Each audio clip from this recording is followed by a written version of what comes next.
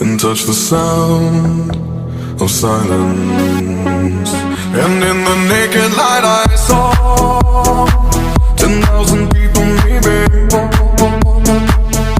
People talking without speaking, people hearing without listening, people writing songs that voices never share, and no one dared disturb the sound of silence. Fool said, you do not know. Silence like a cancer grows. Hear my words and I might teach you.